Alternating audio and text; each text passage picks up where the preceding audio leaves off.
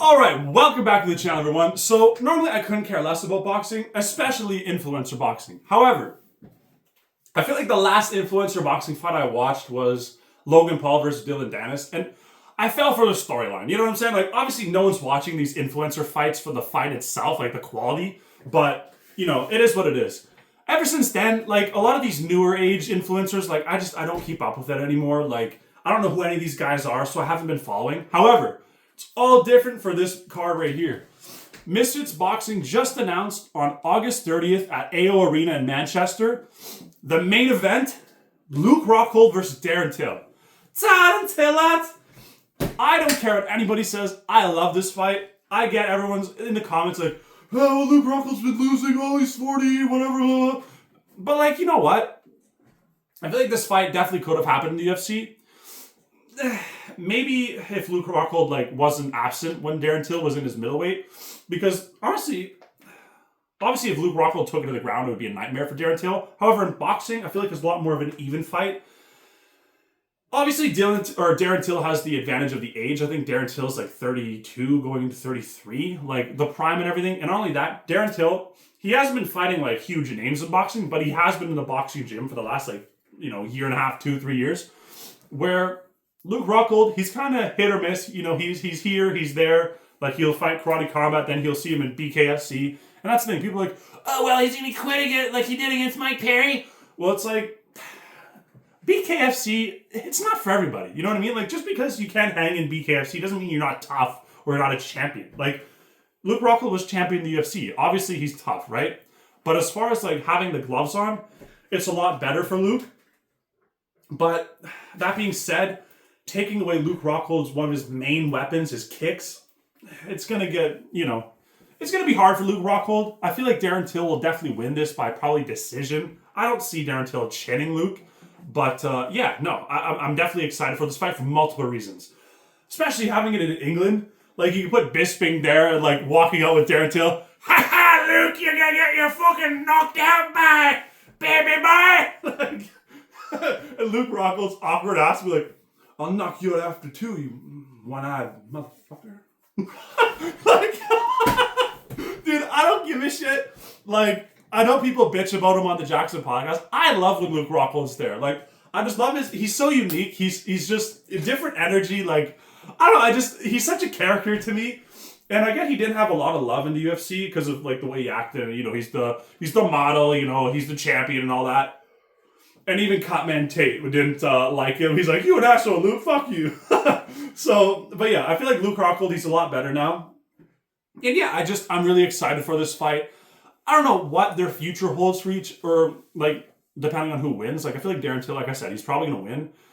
I think Darren Till, he was talking about going back to the UFC. Honestly, bruh, like, you're not going to learn what you need to learn as far as wrestling and everything to win in the middleweight championship. Because, think about it, you got Kamzat, you got Dricus there, you have Imavov versus Bahayo, that's coming up. I feel like Imavov's going to win. So you got like these really dynamic guys who will easily out-grapple Darren Till.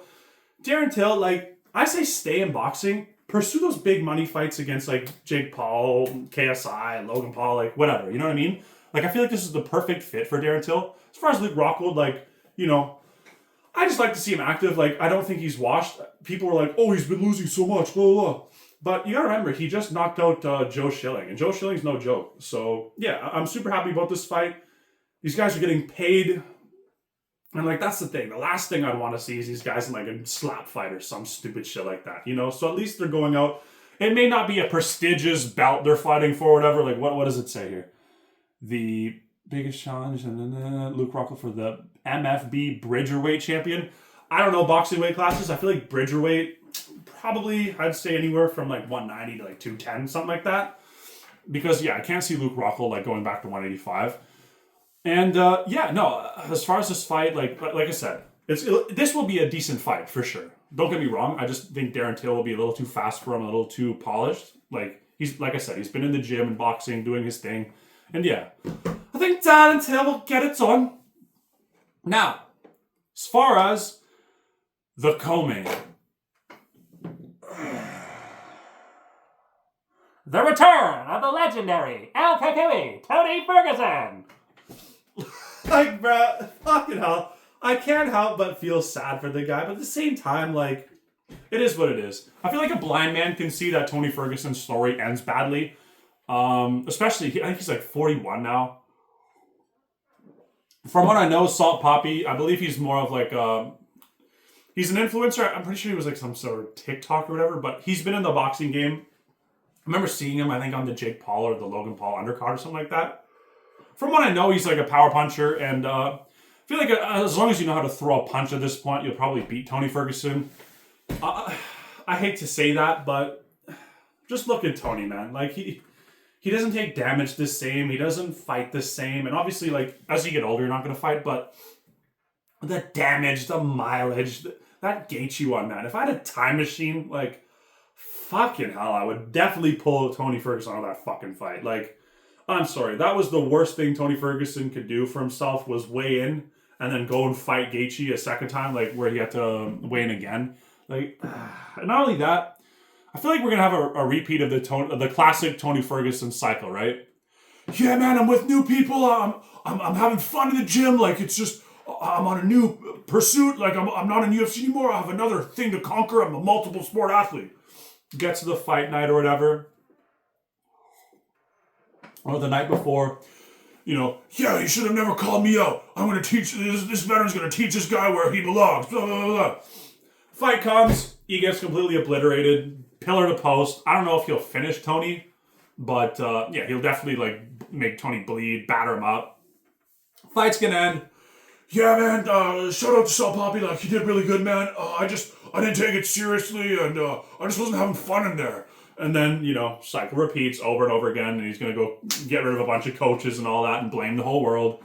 And, that's the thing. Like, I was once a Tony Ferguson fan, and that's the thing. I didn't jump off the Tony Ferguson fan train like everyone else did at the Gaethje fight, but after, like, the Beneil, the Charles Oliveira, and just, he wasn't adjusting, and it's just his mentality. I hated his mentality. And it was always someone else's problem. It was always someone else's fault. And he would always, like, reshuffle the deck, but nothing would change. Cut off these people, add these new people, go train with Goggins.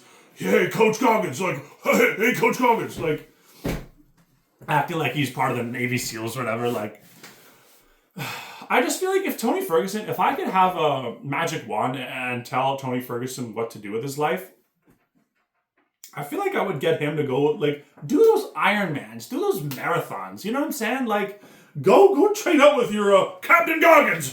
Salute you, sir. Like, go do that. Stay away from combat, man. Like, I don't know what it is. Maybe he needs to check. I don't know what his finances are looking like. But, you just hate to see this shit. I wouldn't be surprised to see Tony Ferguson be fighting at Slap Fight, to be honest with you. But, yeah.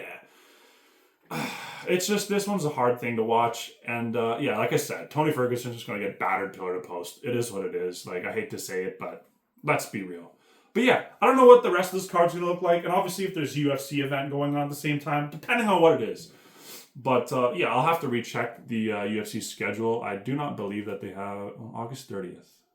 Because I know the Drickus Jamaev one's in August, but I don't know what date that is. But yeah, either way, like, I probably shouldn't care as much as I do about the Tony Ferguson and Salt Papi fight. I will watch it, like, how train wreck, you know what I'm saying? Like, you don't want to watch it, but you do. It's like, but you cover your face, but you're like, I'll watch. Okay. Luke Rockhold versus Darren Till, I'm very excited for that. That one definitely brings me a lot of joy, and I can't wait to see, like, the build-up with, like, the Jackson, and Luke Rockhold's probably going to be on the podcast talking about it and just building it up. He's so fucking awkward, but I love it, dude. I don't care. Like, that's the reason why I like this, like, the fighting sports in general much more than these other, like, sporting competitions. Because it's like, I find there's so much more personality in the fight game, where it's like, and a lot of them are a lot more polarizing, like Shadow, Colby, Strickland, all that shit. But, like, I don't know. All these other ones, it's just like, you have to be media trained, you have to be, like, all prim and proper, like, oh, yes, like, yeah, we're just going to try a strategic approach and we're going to try to win again, and our goalie is looking, like, they're all, like, I don't know. They're just like, they're bitched by the corporations. Like, don't swear, don't say this, don't make your opinion about this. That's the thing. Obviously, like I said, a lot of these fighters are polarizing, but they're exciting. They bring these different storylines and stuff. So I'm so happy to see that these guys are still in action. Aside from Tony. Tony, that's another story. But Luke Rockhold, like, I still think he can do it. When I put him against like a young up and coming killer, no. But you know, him versus Darren Till, I like it. Tony, yeah. I just, I'm gonna keep an eye on Tony just because it's just like I said, it's a train wreck. You know, I have to watch, but. Yeah, if I could do anything, I would get him out of there. Do these marathons, do these triathlons and all that shit. Because that's the thing. If Tony loves that, I feel like, then why get hit in the head? You know, like just, I don't know though. I get it's probably more money doing this, but still. Hopefully someone can step up and look out for Tony. Like, give him some sort of opportunity without getting hit in the head. But that's the thing. I feel like it's Tony's ego too. Like, apparently he likes to control a lot of the coaches and all that. And he's very like, he's weird about that, where I think a lot of people are saying that's why he wasn't a UFC champion, because he can never like sit back and listen. Like, he always needs to control every aspect of his coaches, every aspect of his camp and all that. So, yeah. I feel like young fighters especially need to learn from that. Like, just be open, always be the learned. You know what I mean? Don't try to, you know, over-manage everything and be, you know, this and this and that and, like, have everything secret and all that. Like, just be humble. Listen to what people are telling you, because, yeah, when you become too hard-headed and think, you know, your way or the highway, you know, you get a 17-fight losing streak with, you know, I hate to say it, but probably big medical problems in the future. So, yeah. That's my thoughts on this fight. And, yeah, that's my thoughts. I'm sticking to it. Like and subscribe. Thank you guys so much for watching. And, yeah, peace.